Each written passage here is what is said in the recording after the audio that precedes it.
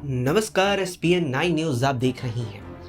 लोकसभा चुनाव जारी हैं और 3 चरणों का मतदान देश भर में पूरा हो चुका है। इन 3 चरणों के तहत ही बिहार की 40 सीटों में से 14 पर वोटिंग की प्रक्रिया पूरी हो चुकी है, जिसके बाद अब चौथे चरण में 13 मई को वोटिंग होने वाली है।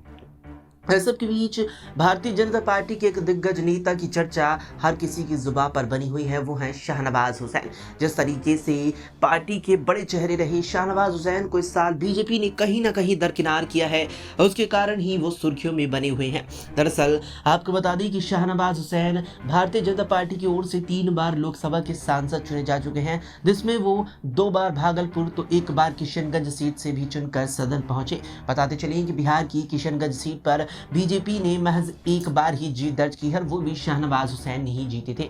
इसके अलावा बता दें कि शाहनवाज हुसैन अटल बिहारी वाजपेयी सरकार में केंद्रीय मंत्री, नीतीश कुमार सरकार में राज्य मंत्री, बिहार विधान परिषद के सदस्य हैं और कई महत्वपूर्ण पदों पर बीजेपी की ओर से जिम्मेदारी संभाल चुकी हैं। लेकिन जिस तरीके से इस साल उन्हें लगातार तवज्जो पार्टी के द्वारा नहीं की गई, ये चर्चा का विषय बना हुआ है।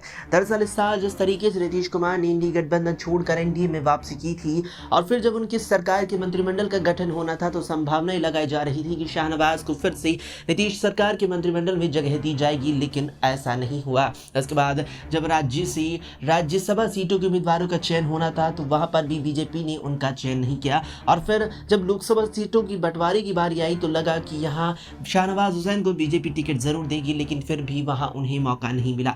ऐसे में अब कयास लगाए जा रहे हैं कि शाहनवाज हुसैन भारतीय जनता पार्टी छोड़कर अपने राजनीतिक भविष्य के लिए कांग्रेस का दामन थाम सकते हैं। अगर शाहनवाज जैसे दिग्गज नेता बीजेपी छोड़ते हैं और कांग्रेस का रुख करते हैं, तो इनाम चुनाव और अगले साल होने वाले खास तौर पर राज्य की 243 विधानसभा सीटों पर विधानसभा चुनावों में बड़ी मुश्किलें शाहनवाज हुसैन बीजेपी की बढ़ा देंगे अगर वो पार्टी को छोड़ देते हैं।